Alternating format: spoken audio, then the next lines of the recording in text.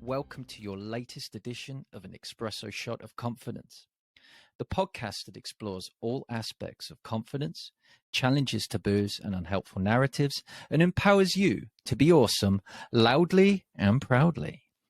It's time for you to grab a drink, remembering that it is indeed 5 o'clock somewhere, so make it a whiskey, and settle in for the next however long this episode is. I'm your host, the Master of Awesomeness, Ashley Griffiths, and today we will be talking about the wonderful world of sales and marketing. And who better to talk to about this than Mark Banks, the man behind Refined Growth. He is a man on a mission to demystify sales and marketing for business owners and make the whole process so much more human. Hey, Mark, so tell us a little bit about how you got into this line of work.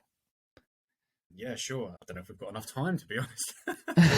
So I have worked in sales in various capacities for about 16 or 17 years. I started way back when in my early 20s in lovely boiler room style telesales or telemarketing environments. Basically, I went to music college. Beyond that, I didn't have much in the way of an education, much in the way of work experience. And there was a very small business, a father and son operation around the corner from where I was living at the time. I'd done a little bit of traveling in Canada. I came back and I thought, I need a job. I need to do something. So it was there. I was basically able to walk in and sit at a desk, and I was put onto a automated dialing system. Not a pleasant experience, but we were doing payment protection insurance, PPI. Have you been missold payment protection insurance on your loans and credit cards? It was literally just, hounding people at home. I think we helped some people get some money back, but it was a tough gig. So I had a few jobs like that in the early years, smashing the phones basically in call center type environments. And I gradually worked my way up and at some point realized, actually, you can actually make a career out of this. And believe it or not, there is such a thing as a sales professional. I've worked at various stages of the sales cycle, worked for IT companies, software, hardware distribution, all kinds of things. Ended up managing some sort of key corporate accounts, working with some pretty big organizations. So very varied, interesting experience over the years.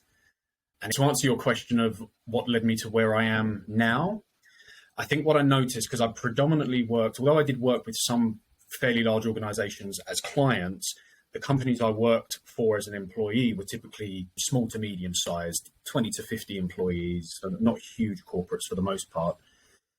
And what I found is that time and time again, not in all cases, but in many cases, there was just a lack of strategy, a lack of planning and process, both at the individual level of salespeople, but also the business as a whole.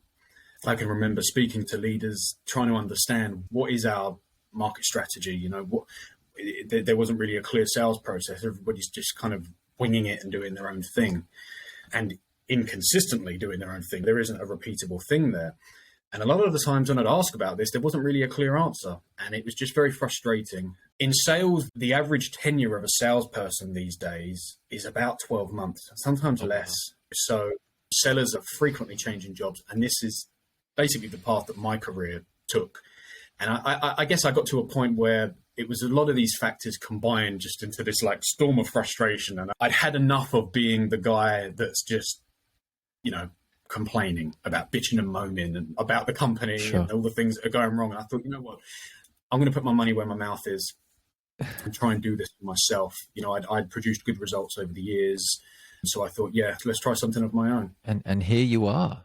Exactly. Awesome. It's coming back to that, what you were saying about the average tenure. I've just finished a book by a guy called Martin Seligman, and he dedicated a lot of chapters in his book to people that work in sales and how the turnover rate was massive within sales. Yes. I'm going to come back to sales and people's perceptions of that shortly, because I think this is a key area, and I'm assuming it's an area that you're working a lot with now with your new clients.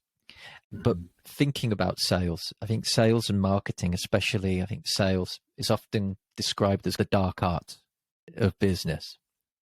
Many business owners, they cringe at the prospect of doing sales. They cringe at oh, I'm not a salesperson. I can't do that. I'm not going to be able to sell to people. And I think part of the reason maybe is because of high pressure sales tactics, and certainly on the marketing front, the fact that people feel they need to be surgically attached to social media 57 hours a day. I really want to get your take on this, because obviously you just said that there's a career sales professional, you're working within sales, your business is all about sales and marketing.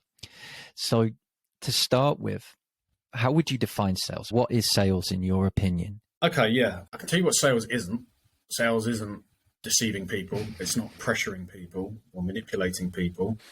Of course, I'd be lying if I said that these tactics aren't used by people, but I don't class that as selling. I class that as just Machiavellian manipulation or just brute force trying to pester people into buying.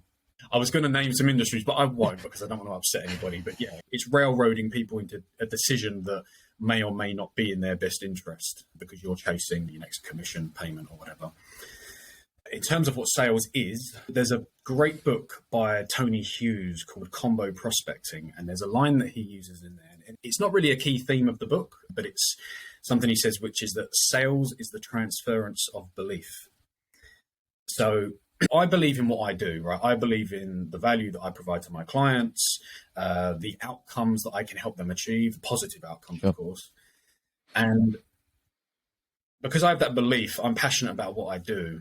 But at the same time, I'm curious enough about the other person or the organization that I'm speaking to that I align what I'm doing and what I'm saying to their objectives, their challenges, because I've had the curiosity to understand what that is, right? So because I have that passion, because I have that curiosity, that belief, I can transfer it to the other person. I know this is all very high level conceptual stuff, but really it's about, I have a belief and I want to transfer that belief to you, whether that belief is that you believe that I can help you or simply that you have a problem and I want to help you understand that there is a better way of doing it or that there is actually a way of solving this problem that you have.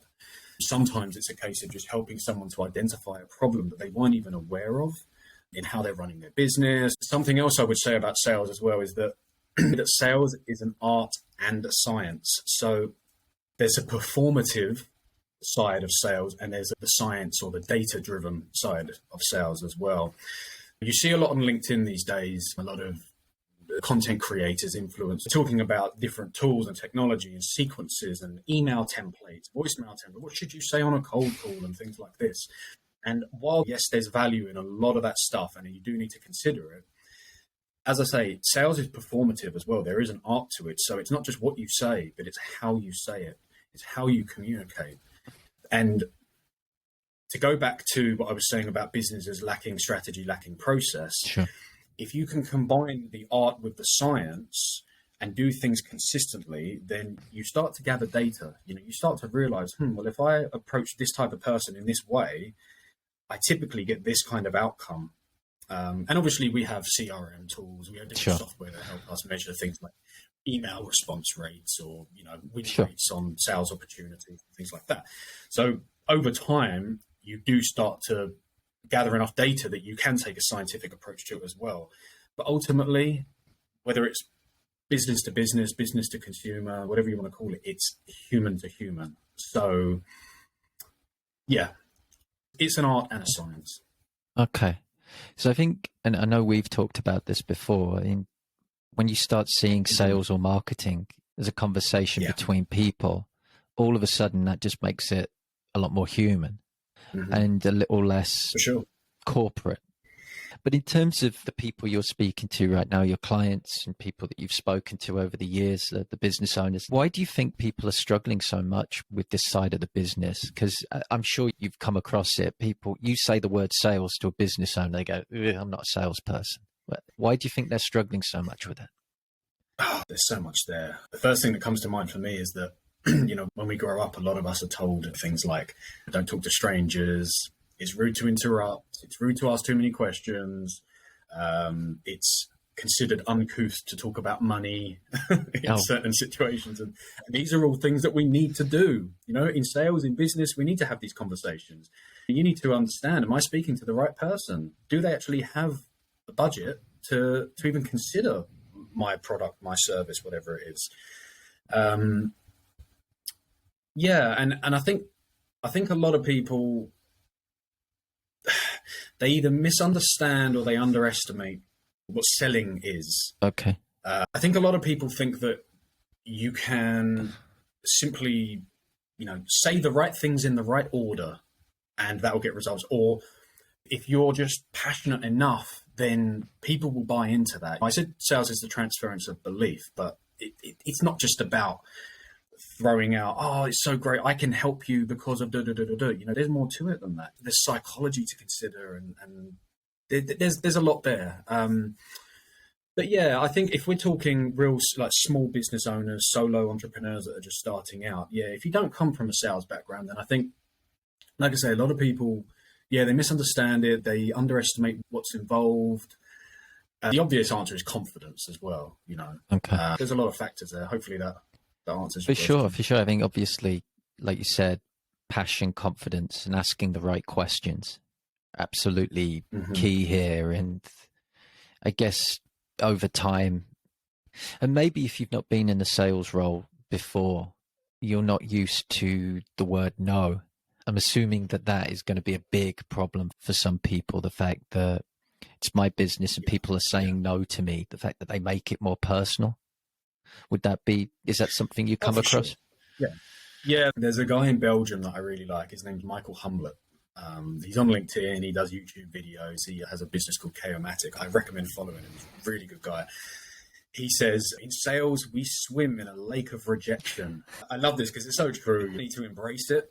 And when I say sales, I don't mean a sales career. I just mean generally in business. Yeah. When you're speaking to people, you need to be doing enough activity and really getting enough no's and enough rejection to get to the yeses. Yep.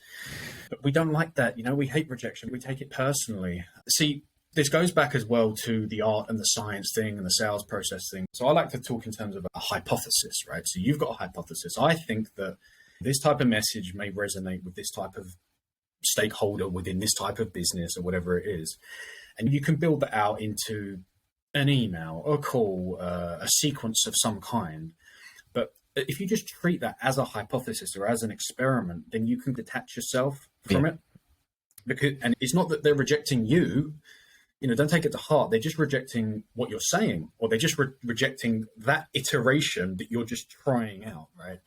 So I think to some extent it's about managing expectations and just understanding that in business and in life, we try things. Sometimes they fail, sometimes they succeed. But even if you can succeed just a small percentage of the time, then over time, that is going to build incrementally and compound to greater success for you. Absolutely. That kind of links into James Clear sort of thinking there, those repeated actions time after time after time after time. And yeah, I was thinking very much as you were speaking there, again, coming back to Martin Seligman, his example of people that succeed in sales, that are able to best handle rejection, that can dust themselves up after getting those no's, so that they keep on making the calls or keep on sending the emails, knowing that, okay, so today I've got a no, but I'm a step nearer to the yes. And I think it's also important for people to know as well, if there's anybody that's new to this out there, that there's lots of different reasons for no's. It's not just your product. There can be lots of reasons why the client or the potential client says no, right? Yeah, for sure. Yeah, maybe they're having a bad day. They had an argument with their other half, or maybe they're just too busy to even consider it. They don't have the mental bandwidth to consider what you're talking about at that time. Or again, it could be the way that you've communicated it, which again means that they're not rejecting you or necessarily your offering, but just the way that you've presented it. So you need to take that as experience, as maybe a data point, and look at that, step back and look at it in the broader context and think, right, maybe for the next one I can tweak this, tweak that, and eventually you'll get it right. Yeah, absolutely. Absolutely. So I just want to move on. You've mentioned the word strategy a lot there. And this is something that keeps on coming up over on LinkedIn and the business world. And the moment you mention the term strategy to some people, again, I don't know whether it's the corporate word there, but it freaks people out. They're like, strategy, what's one of those? And I think that a lot of people probably overcomplicate this. So let's demystify it. Let's try and break this down and simplify it for people here. What is a sales strategy and how do you get started? Okay, so when I speak to clients, I like to break things down into skills, systems, and strategy, right? Because I do sales training with groups, I do coaching one-to-one with people, and I also help with the strategy. So as I say, skills, system, strategy. Skills, I would say, is the traditional sales stuff that you would get in training and in coaching. So it could be anything from how to introduce yourself on the phone, or how to overcome objections, how to ask good questions, how to give a good demo if you sell software, for example, things like that. Systems, so we know what a good email looks like, or a good LinkedIn outreach. Let's build that out into a sequence, a process of sorts at the mid-level. And I would also include things like systems, the technology, the tools that you might use, different platforms. You know, you might be using Vidyard to send videos to people. You might be using, as I say, LinkedIn or Sales Navigator to build your network. And then strategy is, you've got the tactics, you've got the how that plays out into a sequence of activities and the tools that enable that. But that needs to be underpinned by your broader business goals and objectives, and anticipating challenges that prevent you from getting from A to B. So what I say to clients is, yes, we can train you guys. I can advise on good tech that you can use or whatever it is and build that out into a sequence. But let's first understand your broader process, right? So why do you win deals? Why do you lose clients? Why do they slip? Sometimes you think that a client is going to sign with you in Q1 and it slips into Q2, for example. This sort of stuff is very important because this affects the accuracy. If you've got a team of people that are all submitting a sales forecast, you need that as accurate as possible, because that goes up the food chain, right? The sales manager collates that, gives that to the, let's say the MD, for example. They may need to then present that to the board of directors, and that will then inform their buying decisions, their investment decisions, and hiring decisions and things like that for the year as a whole. So this stuff really does, maybe not trickle down, but flows upwards. Okay. You know what I mean? Yeah, in sure. terms of the implications of the information that's being provided.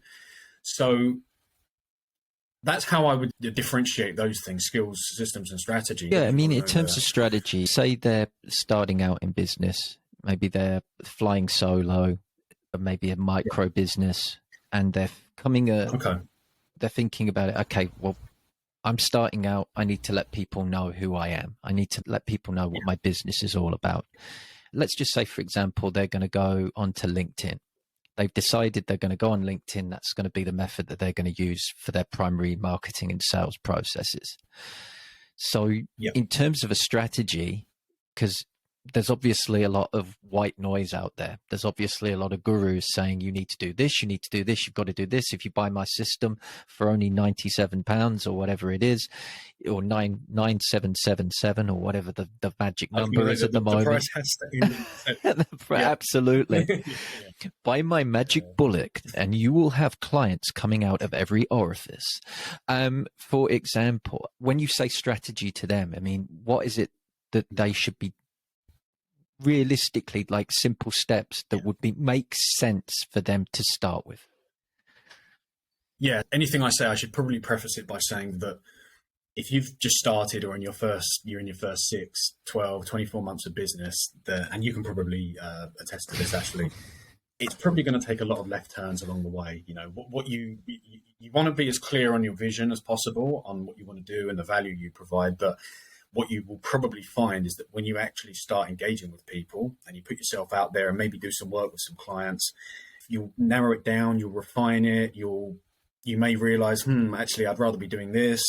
So it may evolve over time. But with that said, I would say that understand, firstly, what do you want to be doing? What is the value that you provide, and how can you communicate that in a concise manner? If I said to you, what do you do? How can you communicate that in just a couple of sentences? I like to think of it in terms of your LinkedIn headline, for example. If you had to fit that into your LinkedIn headline and communicate that to the wider world, what you do, but in a way that is, yes, it's concise, but it's a little bit unique, you know? So you don't just say, I'm a coach or something like that. And some of that stems also from understanding, you know, we talk about your ideal customer profile. Who do you want to be working with and who would stand to benefit the most from what you do? It's important to understand that. And we talk about the things like buyer personas, but ultimately remember that you're dealing with people. Sure. As I said, it could be B2B, B2C, but it's H2H. It's human to human. I love that. So yes, it's good to understand some of the top level stuff. Like, say you're selling into businesses, for example, you might think, well, I sell to my ideal contact or persona is a marketing manager for a managed service provider of a certain size, employee count, or, you know, something like that, or in a certain industry. But maybe dig a little bit deeper, understand like what makes these people tick? What gets them out of bed in the morning? What does success look like to them? What are they measured on? If you are selling into businesses, then maybe step back. Okay, how does their role play into the broader business goals? Okay. And you start to build out a bigger picture. And I think I mentioned curiosity a few minutes ago. And a lot of that does start from curiosity, because you may have a hypothesis of what this may be, but when you start talking to people, keep an open mind, ask lots of questions. I would say to people, ask more and tell less. So yeah, we're kind of getting into the tactics here rather than broader strategy. But yeah, I would say it starts from understanding what is your value, who stands to gain the most from that, and then where are you likely to find them? So you mentioned LinkedIn, for example, which if we're selling to B2B, then it usually is LinkedIn. I could go on, but I'll let you chime in or ask another question. No, I totally get that. Like you said, the questions, super important. Now, I did want to kind of dive into one area that you said, because say, if it's anything like the trajectory I went on when I started business, I invested in courses about how to use LinkedIn, about how to do this. And a lot of them, the message was you need to niche down. You need to be ultra niche. You need to know what your ideal client has for breakfast. You need to know what color nail varnish they wear. I mean, it got super, super, super detailed. And yeah, for me, that just baffled the hell out of me. I was like, how is this relevant? Why do I need to know that? So in terms of niching down, in terms of getting a clear idea of a potential client, do you really need to go down, or can that be refined as you go? Or is it okay to stay broad? Because I know for a lot of business owners, when you tell them the niche, it's like, well, I can do this, I can do this, I can do this. Why am I going to niche? There's a lot of confusion around this subject. So I'd be interested to hear your thoughts on that. Yeah, you know, the old thing, if you sell to everyone, you'll sell to no one. I've spoken to a fair few people where I've said, who is a good client? What's a good introduction, a good referral for you? And they're like, well, anyone really? I can help anyone, or women, or something like that. And I'm like, right, but I don't want to give unsolicited advice to people in those situations. But yeah, you do think, maybe you want to narrow that down a little bit. I think you can go a bit crazy with it. I remember seeing some, like HubSpot, for example, they put out a lot of templates and tools that you can use for these types of purposes. And I do remember seeing one of their buyer persona things. And yeah, it was getting down to like, maybe it wasn't this crazy, but you start thinking, oh, what's their favorite breakfast cereal and what side of the bed? You know, it's just really silly stuff. So I think you can go a bit crazy with it because, as I said, you're dealing with people, right? Yeah. So for me, I'll tell you how I approach it, right? So because of my experience in my career and just naturally the clients that tend to be gravitating towards me, I would say that my sweet spot is I would usually reach out to sales directors, heads of sales, VPs of sales for broadly IT or technology companies. That could be software, hardware. It could be service-orientated IT support providers, that sort of thing. And I would say that because of, again, my experience in my career, I would say that of a certain size, 20 to 50 employees, so, you know, relatively small SMEs. Okay. Now, do I need to go any deeper than that? I don't know. I mean, I could do, but for me, it's more about understanding the decision-making process. And I know it's different for different people because we're not all selling into businesses where there might be multiple people involved in that. But if I explain this, it might help some of the listeners some of the audience to figure it out for themselves. Because for me, I think, well, how do they make decisions? I touched on like, what does success look like for them? What could be getting in the way of that? If I'm speaking to a sales director, well, chances are, if we're talking sales training and I'm bringing the broader strategy topic into the conversation, then they're probably going to need to get that signed off by a finance director or the managing director or someone like that, which means that I'm probably going to need to have a conversation with them as well at some point to get buy-in from them and to see if they want to provide any input and also to get their perspective on things. So, yeah, so we're going off course a little bit from your question, but that's kind of how I approach it. So I don't know, does that help at all? I know that's very specific to me, but well, I mean, I think that's the key thing, isn't it? And it's always going to be specific to the individual business, the niche you're working within. Are you targeting SMEs? Are you targeting big corporations? Are you targeting solo business owners? I think there will always be that element. So I think just having a guideline just to start with, maybe the broad strokes would be useful to have that, and then obviously refining the process as people go on. So talking about refining the process, for anyone who's starting out on this journey, so let's just say they're a new business owner, they're all set up, they're ready to go, they're ready to market, they're ready to sell. They haven't got a clue how to do it, but they're ready, they've got the passion, they're excited, the product's ready. So what things would you tell them to avoid doing when they get started? For anyone just getting started in their business, there are a few things to avoid. Being passive, get busy. I know it sounds really basic, but there's nothing wrong with reaching out to people. There's nothing wrong with growing your network. So say you're on LinkedIn, for example. LinkedIn allows you to connect with 100 people a week. Yep. So use that. Do it. Don't worry about pestering people. I suppose it ties into the next thing that, yes, you don't want to be sending out the same old rubbish messages and emails that you probably already get, where it's like, hi, Ashley, I hope you're safe and well in these troubling and uncertain times. I'm reaching out to you today because we are a leading provider in these widgets or whatever, and like bullet points of features. No, that's just gross. Yeah, it's a negative for me. Yes, if you're doing that, then maybe rethink your approach. And maybe we can get onto some of the LinkedIn and connecting stuff in a little while if you want to. Yeah, absolutely. But I would say, I know you said what not to do, but you get clear on your target market.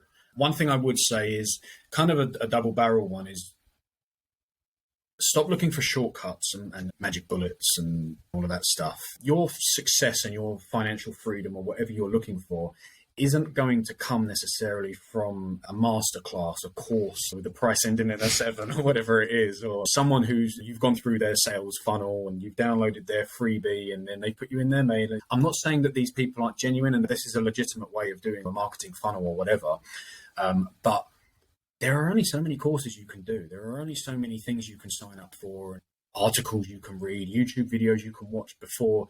You need to stop procrastinating and just get out there and do it, right? Just like I say, reach out to people, make the mistakes, put yourself out there. Yeah, I like that. I'm very fond of saying, and it has a habit of showing up in virtually everything I write at the moment, be that blog or social media posts or when I'm doing the videos. People aren't mind readers. If you're not showing up and you're not letting them know that you're available, then how the bloody hell are they going to know? And we kind of touched upon this just before we went live, how I was saying that I've been doing a load of sales posts on LinkedIn right now because I've got something to sell. So, and I know that product is going to help people. So surely I'm doing a disservice to both potential clients and myself by not letting people know about that. You've earned the right to do that. You've been showing up consistently for weeks, for months, providing valuable content. You see the common thing, and I know we've touched on this before, where I don't know if it's a formula that people are getting from someone or from somewhere, but you often see people that are just starting out that a lot of their content looks very similar. On LinkedIn, for example, where it's like the kind of generic Canva template as an image, and then it'll be, you have these 5 problems, and then it's like, boom, here's a link to my Calendly page, book a session with me, and straight into a call to action. And it's quite surface level stuff. So yeah, I would say you need to earn the right to do that. For example, I made a commitment in January, I think like the 3rd of January, to start posting every day on LinkedIn. I think I'm about 95% consistent with that. So I started at the beginning of January, and I was probably getting into mid to late February before I ever included any kind of call to action. So we're talking 30, 40, 50 pieces of content before I ever asked for anything. And even now, I'd say maybe 5 to 10% of my posts have a call to action. Sure. And that'll be if I put up like a client testimonial or something. And as a comment, I'll just put, find out more about this with a link, and that's it. So, yeah, I would say in terms of what not to do, don't just show up and start pitching everybody. Show your expertise, show the value, give people a taste of what you're all about. In terms of, yes, your expertise, but also your personality. Okay, fabulous. So it's nice that you said the personality side of things. I think that's a big thing. Obviously, on a platform like LinkedIn, it's a subject that's open for debate on how people show that personality. But I'd say, and I'd be interested to hear your thoughts on this, I'd say do what works for you and your people.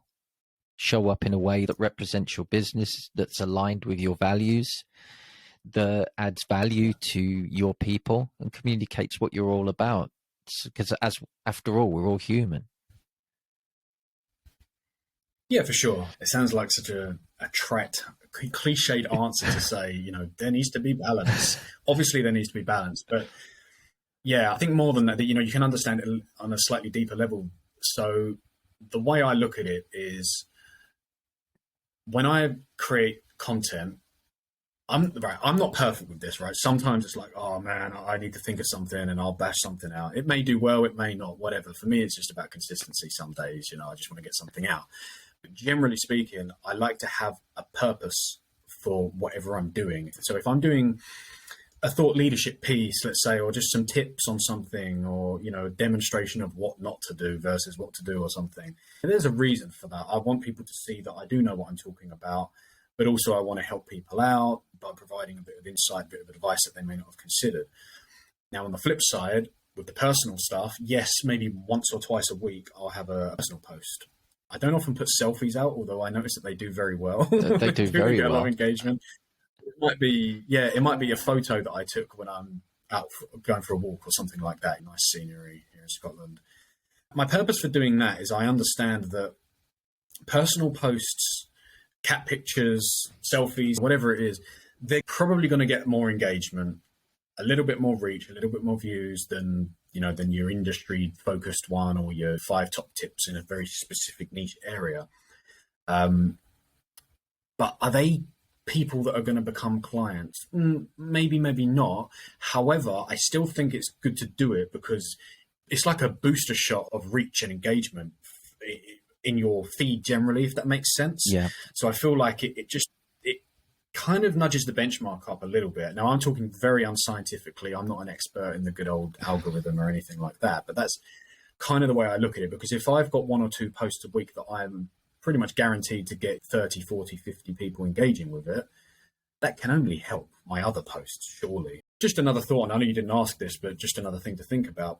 When you're putting content out, you might only get a few people liking it. But if they're engaged and they're consistently showing up on your posts, then bear that in mind, because those people might become your clients at some point.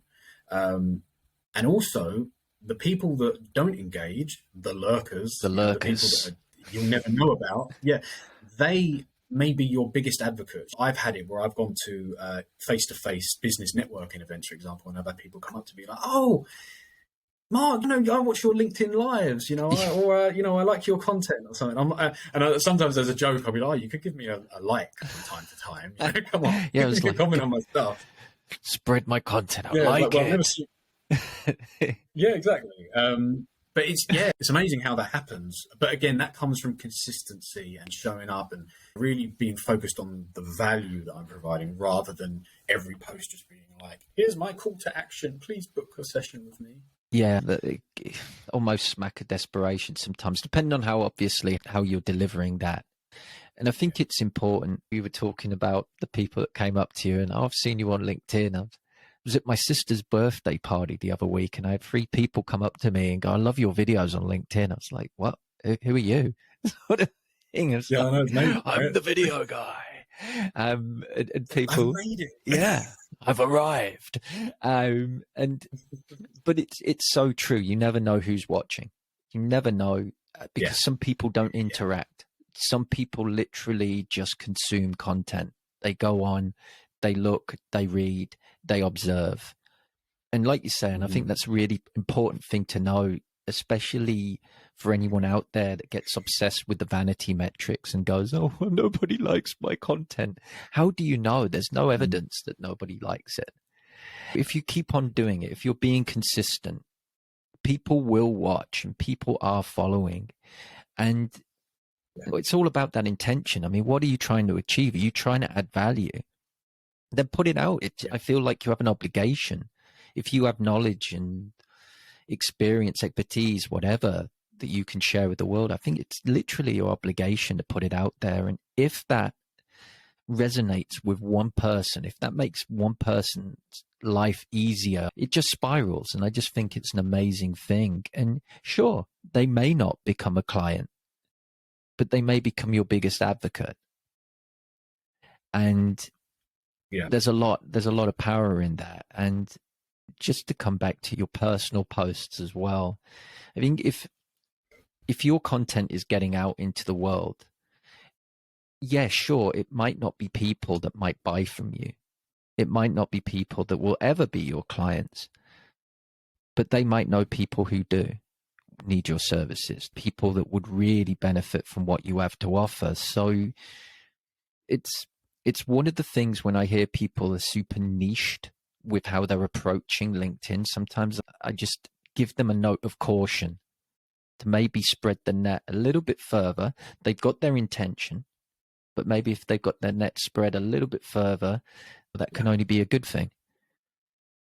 yeah. So just sort of come full circle with the sales process and strategy stuff. I treat the content as part of my broader process or strategy, because you want to be taking people, for them to become your client, you need to take them from unaware to aware to interested, right? So they're unaware of you, they're unaware of maybe the problems they have that you can solve or the opportunities that you can help them seize upon.